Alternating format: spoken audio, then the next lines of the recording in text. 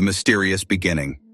The night was silent on the colony world of Erebos 9, a planet far from Earth. Its sky was dark purple, filled with twin moons that cast silver light on the forests below. Most settlers were asleep inside their metal shelters, safe behind glowing fences that kept wild creatures away. But above the quiet sky, something strange was falling. A burning light tore across the heavens, brighter than any shooting star. It was not a meteor. It moved with control, as if it was alive. The colony sensors went wild, alarms beeping, but before anyone could act, the object crashed into the forest with a thunderous roar. The ground shook. Birds scattered. A cloud of fire rose in the distance. Only 2 people were awake to see it happen.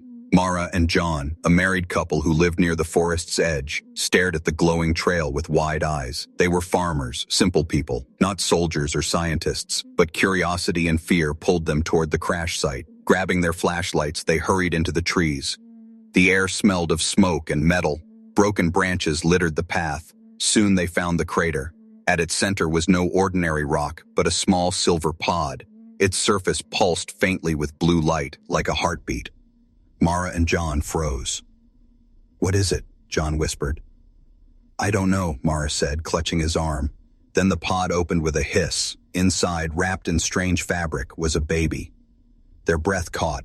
The child's skin was pale, but her eyes glowed softly like starlight. On her tiny hand was a glowing mark, shaped like a crown with wings. She did not cry. She simply looked at them, calm and curious, as if she had been waiting. Mara's heart softened instantly. "John, it's a child. She needs us." John shook his head. "This is not human, Mara. Look at her eyes. Look at that mark. This is alien technology. We should set all the council." But when the baby reached out and touched Mara's finger, warmth flooded her body. It was not dangerous. It was comforting, as if the child trusted her completely. Mara's voice trembled. "If we call the council, they'll take her away. They'll experiment on her. You know how they treat anything not human." John hesitated. He looked again at the baby, then at his wife. Deep inside, he felt the same strange pull. This child was not a threat. She was something more. "Fine," he said at last. "But we must keep her secret. No one can know." Together, they carried the pod back to their home. Years passed. The colony eventually forgot the strange crash, believing it was only space debris. The pod was hidden in a barn, buried under tools and dust. And the child, named Lyra, was raised as Mara and John's daughter. But Lyra was never ordinary. By the age of 2, she spoke words no one taught her. By the age of 5, she could hear things others could not. The hum of machines, the whispers of the wind. Sometimes she stood outside at night, staring at the stars as if she recognized them. The neighbors noticed her odd behavior. "That girl is strange," they whispered. "Not like the others." John always brushed it off with a laugh. Mara always defended her. But deep down, they both knew the truth. Lyra was different. When Lyra turned 10, the first real sign appeared. She cut her hand while helping on the farm, and instead of bleeding long, the wound healed before their eyes in seconds. Shocked, she hid it quickly, but Mara had seen. That night, Mara whispered, "Lyra, you must never show anyone what you can do. Promise me." Lyra looked down. "Am I broken, Mama?" Mara hugged her tightly. "No, child, you are not broken. You are special, more special than anyone knows." Lyra wanted to believe her, but questions haunted her. Why did she feel so out of place? Why did she dream of golden palaces and strange voices calling her princess? Why did the mark on her hand glow faintly whenever she was afraid? One night, when she was 13, something happened that changed everything. The colony was silent, the moons high in the sky. Lyra sat by her window, staring at the stars as always. Then, suddenly, a whisper entered her mind. Not in her ears, but directly inside her thoughts. "Lyra, my child, find me." Her eyes widened. She gasped, clutching her glowing hand. The mark burned brighter than ever before. For the first time, she was sure of it. The voice was real. She was not just a strange child. She was something more, something waiting to be revealed. But what? She did not know, and so began the story of an adopted alien child who would one day discover her true destiny as a devoted princess. The universe had been waiting for her, watching her, and soon it would come to claim her. The colony of Erebos 9 grew slowly, year after year. New buildings rose, farms stretched wider, and settlers worked hard to make this harsh alien world a home. Among them lived Lyra, the quiet girl with starlit eyes. To the outside world, she was just Mara and John's daughter. But inside their home, they knew she was far from ordinary.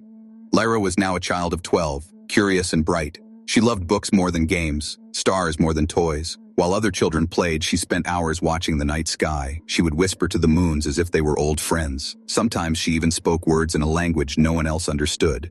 Her parents often exchanged worried looks. They had sworn to keep her secret, but the more Lyra grew, the harder it became.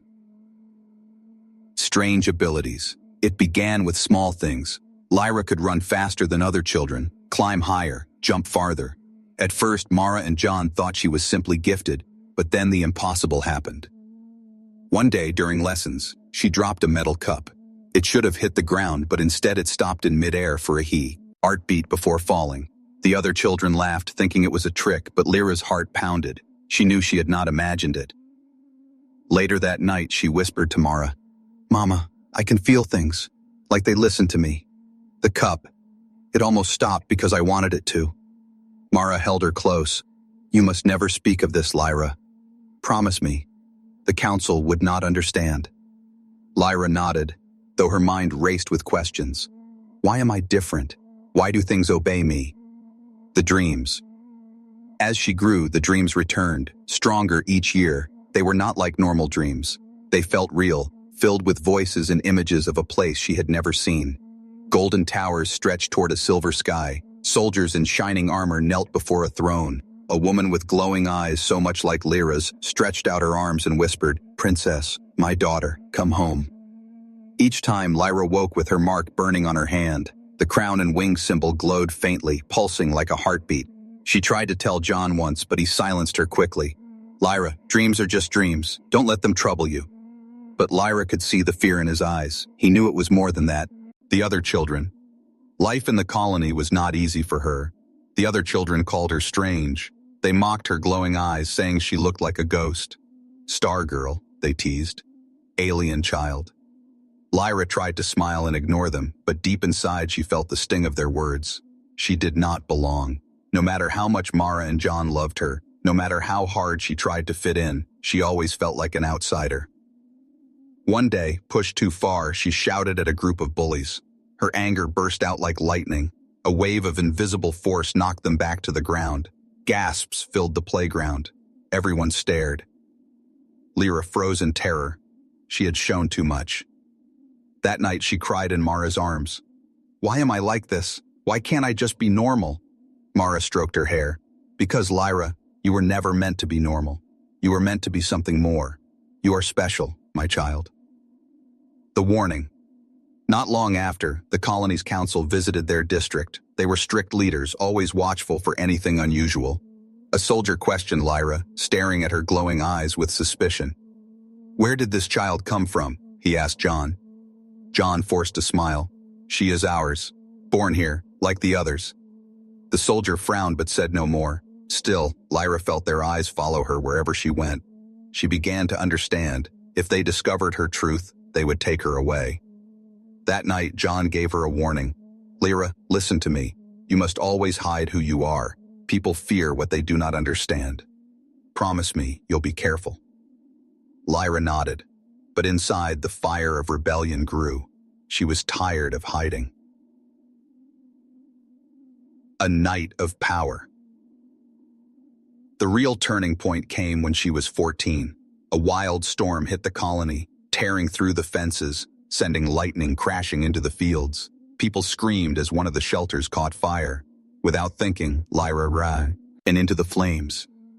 Mara screamed her name, but it was too late. Lyra was already inside. She found 2 children trapped. The fire roared, smoke choking the air. But something inside her awakened. Her mark blazed bright, brighter than ever before. She raised her hand and the flames bent away, opening a path. She guided the children out, safe and unharmed. Everyone saw it. The whole colony.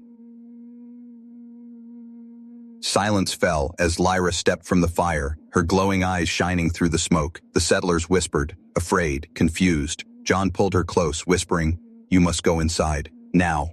But Lyra could feel it. Her secret was no longer safe. The call returns. That night, as the storm cleared, Lyra stood by her window again. Her heart raced with fear and excitement. She knew the colony would never look at her the same way again. And then, the voice returned, stronger, clearer than before. Lyra, the time is near. You are more than a child. You are the lost princess. The stars are calling you home. Her hand glowed. Her destiny was no longer hidden. And somewhere beyond the colony, someone, or something, was watching, waiting for her to take her first step toward the truth. The colony never forgot the fire. Whispers followed Lyra everywhere now. She could hear them as she walked through the market, as she passed the training grounds, even in school. That's the girl who walked through flames. Her eyes glowed, like the storm itself. She isn't one of us. Her parents tried to protect her, but the walls of silence grew higher each day. Friends drifted away. Adults watched her too closely. Lyra began to feel like a prisoner in her own home. But deep inside, something else was stirring. Every night, her mark glowed brighter. Every dream grew stronger. And then came the moment that changed everything. The mysterious arrival. It was a quiet evening. The sky above Erebos 9 shimmered with stars, calm after many storms. Lyra was tending to the crops when the ground shook beneath her feet. At first, she thought it was another quake. But then a shadow streaked across the sky, fast, metallic, deliberate. The object slowed, almost like it was searching. And then it landed just beyond the colony walls, in the empty dunes. Curiosity burned in her chest. She waited until night fell, then slipped away while the colony slept. The dunes were silent. At the center lay a strange probe, silver and glowing faintly blue. It hummed as if alive. Lyra approached carefully, her hand trembling. The probe suddenly lit up. A beam scanned her from head to toe. When the light reached her hand, the crown and wings mark blazed like fire. The probe reacted instantly, opening like a flower of metal petals. A voice echoed out, clear, powerful, and ancient. The lost princess has been found. Return, child of the Celestials. The throne awaits. Lyra's shock. Lyra stumbled back, her heart racing. Princess, Celestials, what did it mean? She had always suspected she wasn't human, but now the truth stood in front of her. The probe continued. Your people wait. The Daesh Dark Empire grows. Only you can unite us. Only you can bring light. And then it stopped. The petals closed. The glow faded. Lyra fell to her knees, breathless. The voice had spoken directly to her soul, but she was no princess. She was just a girl, adopted by farmers, teased by other children, forced to hide her powers. How could she possibly be what they claimed? Still, the words repeated in her mind. The throne awaits. The watchers, unseen by Lyra, others had noticed the probe's arrival. High above the dunes, hidden in orbit, a ship recorded everything. Dark figures watched the girl with glowing eyes appear before the probe. She has the mark, one whispered. The princess lives. Inform the commander, another replied coldly. She must not be allowed to return, capture her, or destroy her. The hunt had begun. The colony's fear. The next morning, rumors spread through the settlement. Someone had seen a strange light in the desert. Some said it was alien technology. Others whispered it was connected to the girl with the glowing eyes. Council guards arrived at Mara and John's home. They questioned Lyra harshly. Where were you last night? Did you see anything fall from the sky? Lyra lowered her eyes. No, I was home. But she knew they didn't believe her. Their suspicious stares burned into her. Later, John pulled her aside. His face was pale. Lyra, listen to me. If the council finds out what happened, they will take you away. Promise me you'll be careful. But Lyra could feel it in her chest. The stars were pulling her, calling her. She could not ignore it forever. A friend's help. Only one person in the colony still trusted her completely, Kiran, her childhood friend. While others turned away, he stayed. That night, Lyra confessed to him. She told him about the probe, about the voice, about the word princess. Kiran listened in silence, then nodded. It makes sense. You've always been different, always stronger. Maybe this is who you are meant to be. Lyra shook her head. I'm not ready. I don't even know what it means. Then we'll find out together. Kieran said firmly. For the first time, Lyra felt she wasn't alone. The hunters arrive. The peace didn't last. 2 nights later, the colony alarms blared. Strange ships pierced the sky, sleek and black, landing with terrifying speed. Soldiers in dark armor spilled out, their weapons glowing red. They weren't human. Their faces were covered by masks, their voices harsh like broken machines, and they were searching. Lyra's mark burned hot as fire. She knew instantly they were here for her. Mara grabbed her shoulders. "Run, Lyra, don't look back." John shoved a hidden pack into her arms. "Go with Kieran. Find safety in the forest. We'll hold them off." Tears blurred her vision. "I don't want to leave you."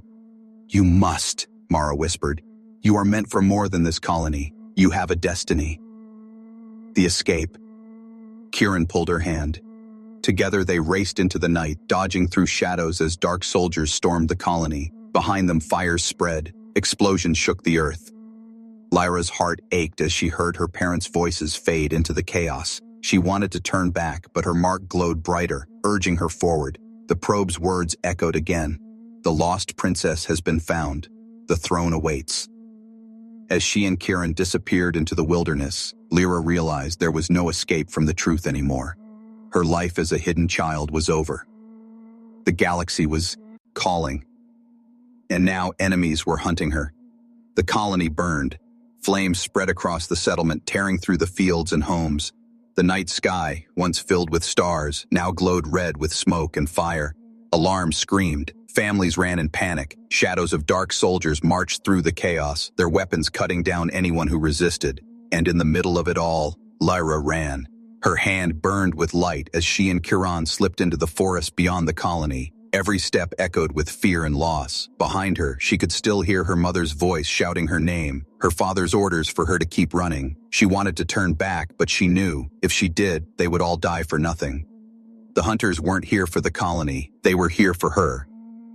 Through the forest of Erebos 9 was alive with alien sounds. Tall silver trees glowed faintly in the dark, their leaves humming like soft bells. Strange insects scattered in the undergrowth, but Lyra and Kieran barely noticed. Branches whipped their faces as they ran. The sound of engines rumbled behind them. Black drones zipped through the air, scanning the ground with red beams. "Keep moving," Kieran urged. His face was streaked with dirt and sweat, but his grip on Lyra's hand never loosened. Lyra gasped for breath. "They're everywhere. We can't outrun them." Her mark flared again. For a brief moment, the trees around them bent, branches snapping across the drone's path. One crashed into the ground, sparks flying. Kieran stared at her wide-eyed. "You did that?" Lyra didn't answer. She was too afraid of her own power. The enemy's voice. A booming voice echoed through the forest, carried by strange speakers hidden on the soldier's armor. "Princess Lyra, you cannot hide. You belong to us. Surrender, and your people will be spared." Lyra froze, her blood turning cold. They knew her name. They knew who she was. Kieran grabbed her shoulder. "Don't listen to them. They're lying." But the voice returned, deeper, crueler. "You are the last of the Celestials. The throne is not yours. It is ours. Come willingly or watch everything burn." Tears stung her eyes. She hated that the words shook her. She hated that deep down she feared they were true. The hidden ship. Hours later, exhausted, they stumbled into a clearing. There, half buried under vines and moss, was something impossible. A ship, old but intact, hidden for years. John's voice echoed in her memory. "If you ever must run, follow the river into the deep woods. You'll find a way out." He had known. He had hidden this ship for her. Kieran ran his hands across its surface. "This isn't human design, it's alien. Maybe it's yours." The ship's door hissed open as Lyra approached. Her mark glowed brighter and the ship answered her presence. Lights flickered on inside, systems powering up after years of silence. Lyra shivered. "It's been waiting for me." The first flight. They rushed inside as the hunters closed in. The ship's interior was filled with strange symbols, glowing panels, and smooth corridors. Lyra felt as if she had been here before, though she had never seen it. The controls lit up under her hands, responding as if they had been built for her. The engines roared to life. Outside, soldiers stormed into the clearing. Beams of red light struck the ship's hull, but it held strong. Lyra gripped the controls. "Hold on!" The ship blasted upward, breaking through the forest canopy, fire trailing behind it. Drones swarmed in pursuit, but the craft was fast, faster than anything human. For the first time in her life, Lyra was flying toward the stars. The enemy's commander, far above the planet the hunter's mothership waited. On its bridge stood the commander, tall and shadowed, with a face hidden beneath black metal. His eyes glowed with cruel fire. "She escaped," a soldier reported. The ship responded to her. The commander's voice was low and sharp. "Of course it did. She carries the bloodline, but she will not reach the celestial throne. Send more interceptors. Hunt her down. The princess must die before she awakens fully." The stars outside the window gleamed like knives, and the chase was far from over, the weight of loss. Inside the stolen ship, Lyra sat trembling. The glow of her hand finally dimmed, but her heart burned with grief. She thought of her parents, of the colony, of the people she had left behind. "They're gone," she whispered, tears spilling down her cheeks. "I left them." Kieran sat beside her. "They wanted you to live, Lyra. They knew this day would come. If you give up now, their sacrifice means nothing." Lyra clenched her fists. "But I don't know who I'm supposed to be, a princess, a leader? I'm just me." Kieran met her eyes firmly. "Maybe, but whoever you are, you're not alone. Not anymore." For the first time, Lyra felt a small spark of hope, a new horizon. The ship broke through the atmosphere, the planet falling away behind them. Before her stretched the vastness of space, stars, nebulae, endless black. It was beautiful, terrifying, and infinite. The ship's systems suddenly projected a star map. A path of light stretched across the galaxy, ending at a distant world glowing gold. Lyra reached out. The map pulsed with her touch. "That's where we need to go," she whispered. "That's where the answers are." Kieran leaned closer. "And what's there?" Lyra's voice shook. "Home." But in the shadows of space, enemy ships closed in, their red lights glowing like predators. The chase was only beginning. The hidden kingdom. The stars stretched endlessly outside the ship's window. Lyra sat in silence, her hand pressed against the glass, staring at the galaxies beyond. She had left her parents, her colony, everything she knew. The only thing guiding her now was the glowing map projected from the ship's core, a trail of light pointing toward a distant world. She whispered to herself, "Why me? Why am I the one they want?" Kieran leaned against the console, watching her. "Because you're not just anyone, Lyra. You saw it. The ship listens to you. The probe called you a princess." Lyra shook her head. "But I don't feel like one. I don't feel strong. I feel lost." Before Kieran could answer, the ship's engines shifted on their own. The stars ahead blurred, twisting into a tunnel of light. Lyra gasped. "We're jumping," she whispered. The ship had chosen their path. Arrival at the Golden World. When the jump ended, Lyra's eyes widened. Before them stretched a breathtaking sight, a glowing world bathed in golden light. Its skies shimmered with crystal blue clouds, and orbiting it were broken rings of stone, as if shattered by some great battle. "Is this the place from your dreams?" Kieran asked. Lyra nodded slowly. "Yeah, I know it. I've seen it before." The ship descended, slipping past ancient defense towers that floated silently in orbit. As they entered the atmosphere, the view took her breath away. Floating cities hovered in the sky, linked by glowing bridges. Tall spires of crystal and metal reached toward the heavens. Strange birds soared across radiant skies. It was beautiful, yet strangely empty. The ship landed gently on a platform of white stone. The doors hissed open. Lyra stepped out, her heart racing. The celestial elders, waiting for her, were figures in long silver robes, their faces lined with age but their eyes glowing like hers. They bowed as she approached. "Welcome home, Princess Lyra," one of them said, his voice deep and solemn. "At last, you have returned." Lyra froze. You know me?" "We have waited many years," another elder said. "When the Empire attacked, you were hidden among humans, far from their reach. Only now have you awakened to your destiny." Lyra's hands trembled. She had dreamed of this place, but hearing the words felt overwhelming. "But I'm not a princess. I'm just Lyra. I don't belong on a throne." The elders exchanged knowing looks. Your heart is human. Your blood is celestial. That is why you are the key. Only one who carries both can unite our worlds. Visions of the past. The elders led her into a great hall carved of shining crystal.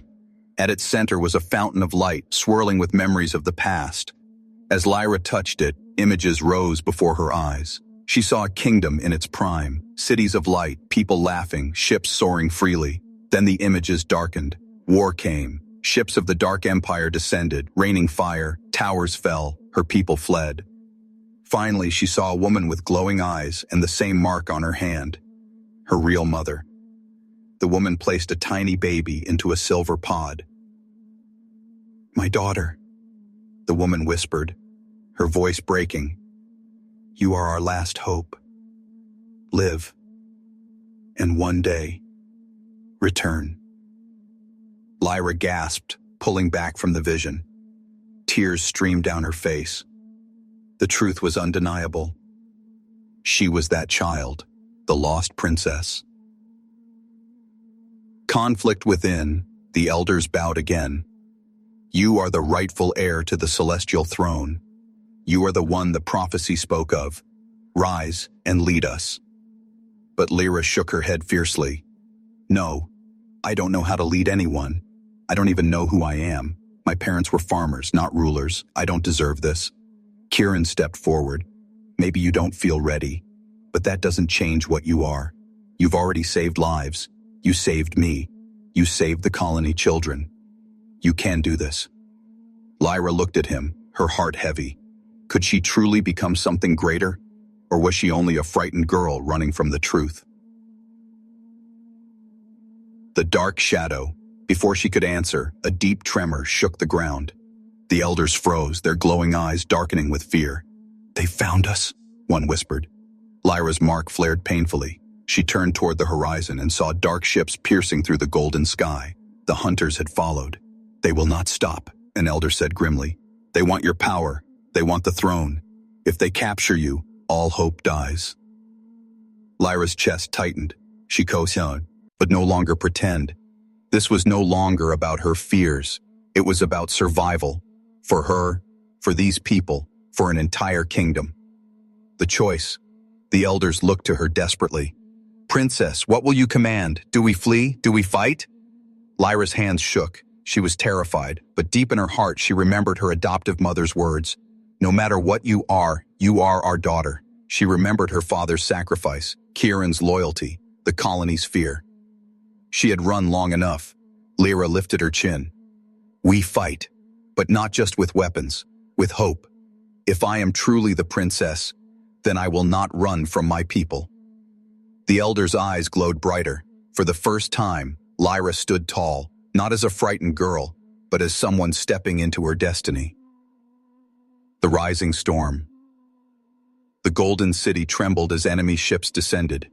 Alarms blared, soldiers gathered. The celestial people, long beaten and scattered, now looked to her with renewed faith.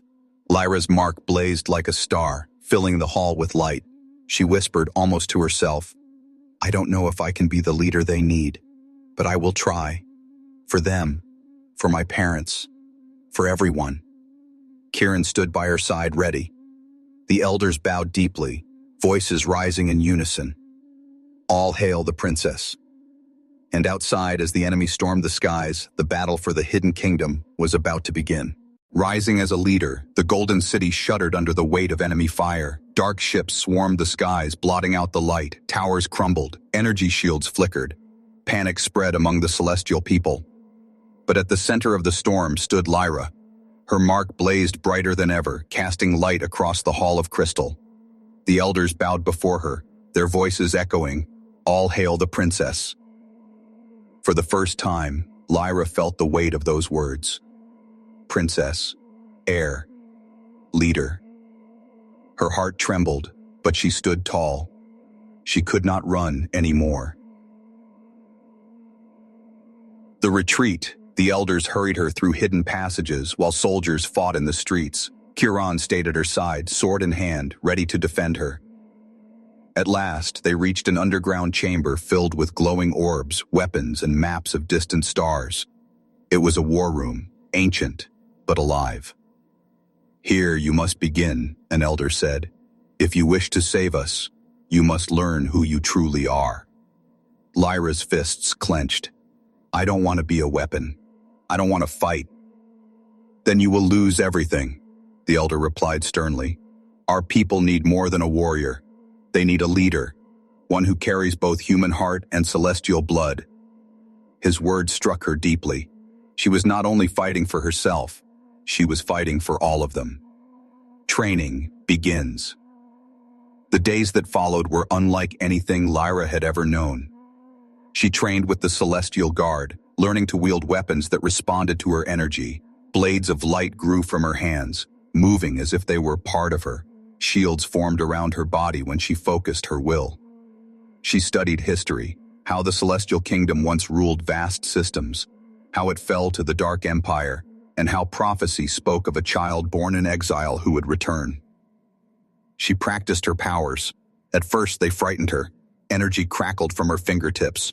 "Oh." Biex lifted at her command. She could sense emotions, hear whispers of thought. She worried she might lose control, but the elders guided her. "Your strength is not in power alone," they told her. "It is in choice. A tyrant rules with fear. A true princess rules with devotion." Doubts in the dark, yet even as her strength grew, Lyra doubted. Late at night, she whispered to Kieran, "What if I fail? What if I'm not enough? My people will die because of me." Kieran shook his head. "No, Lyra. They will live because of you.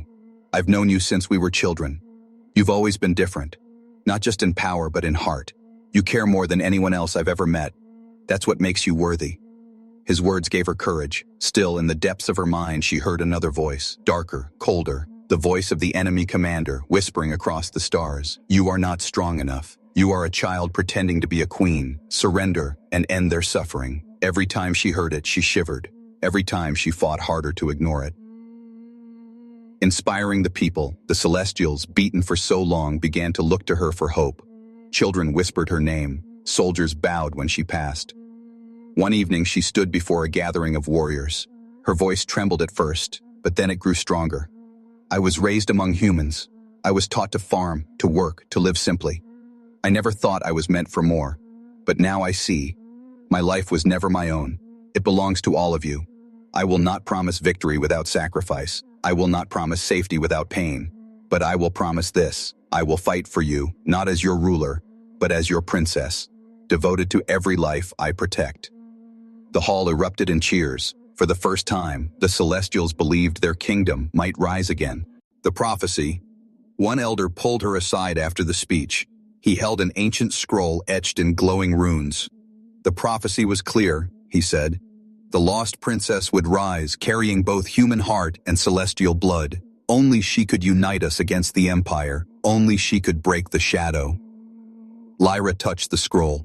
The runes shifted, forming words she could somehow read. "A crown of light, a heart of devotion, a child of two worlds will stand against the dark." Her hand trembled. It was her. There was no denying it now. Preparing for war, the days turned to weeks. The Celestial Guard rallied, ships were repaired, new weapons were forged. Lyra trained until exhaustion, learning to control her powers with precision.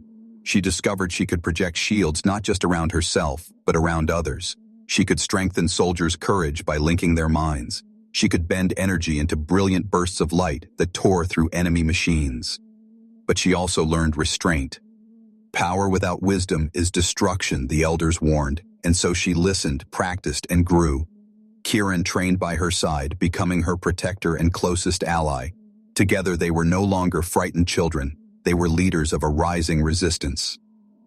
The calm before the storm.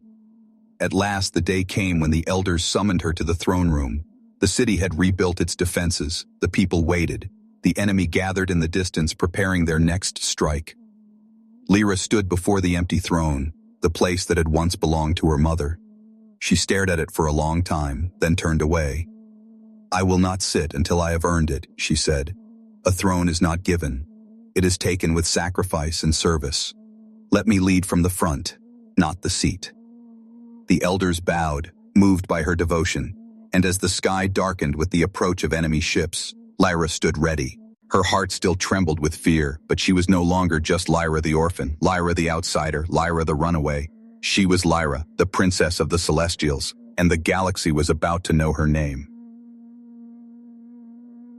Destiny fulfilled, the sky above the golden world turned black with war. Enemy ships descended in swarms, blotting out the sun. Their weapons glowed red, lighting the heavens with death. The celestial kingdom, hidden for so long, was exposed. The people gathered in fear, soldiers preparing for one last stand. At the center of it all stood Lyra. Her mark burned like fire across her hand. Her heart raced, but her voice was steady. "This is our moment," she said to the celestial guard. "Not just to fight, but to rise. Today we show them that hope cannot be destroyed." The soldiers bowed. "For the princess!" The first strike. The battle began with a roar. Enemy fire rained from the sky, shaking the floating city. Towers collapsed, shields cracked. The celestial ships launched into the air, clashing with black interceptors in a storm of light and flame. Lyra led from the front, her blade of energy blazing in her hand. Kieran fought at her side, deflecting blasts and cutting through enemy ranks. Wherever she went, her people followed, their courage fueled by her presence. She raised her hand, and a shield of pure light spread across a squad of soldiers, saving them from a deadly blast. She reached into the minds of her warriors, filling them with determination. For the first time in years, the Celestials did not fight in despair. They fought with hope.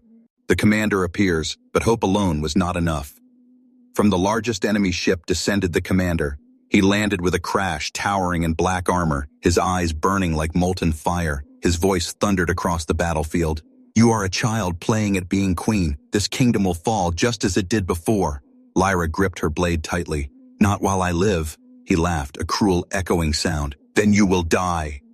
They clashed in the heart of the city. His strikes were heavy, each one shaking her to the core. She dodged, countered, unleashed bursts of energy, but he was strong, too strong.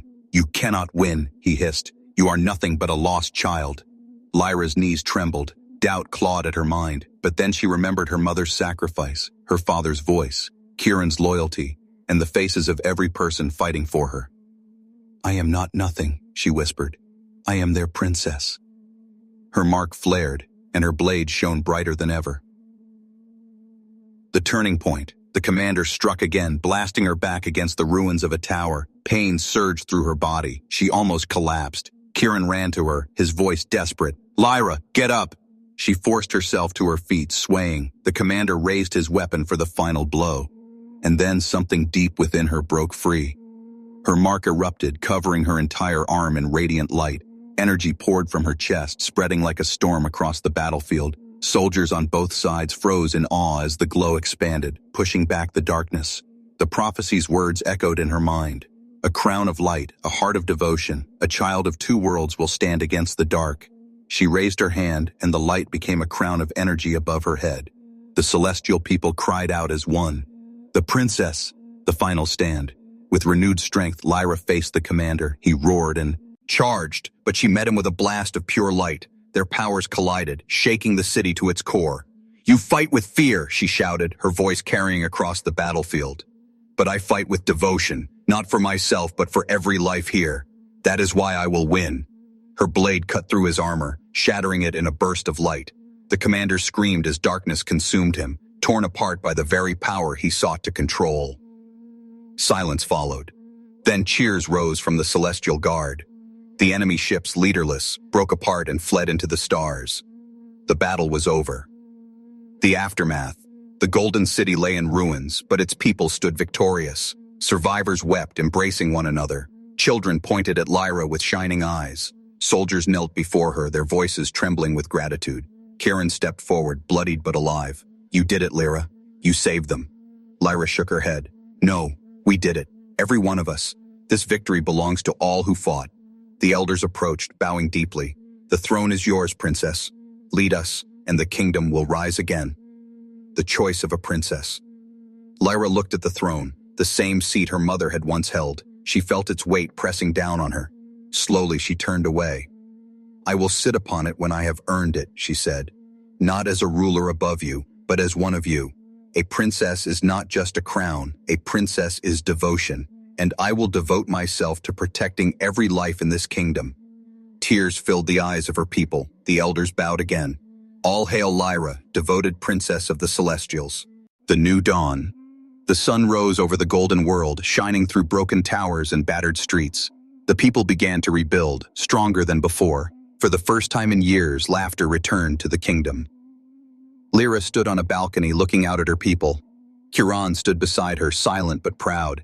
She whispered softly, "I was born among humans. I was raised by love. I was hunted by darkness.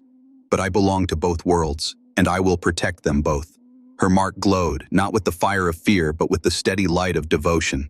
The lost child was no longer lost. The hunted girl was no longer afraid. She was the princess, and her destiny had only just begun.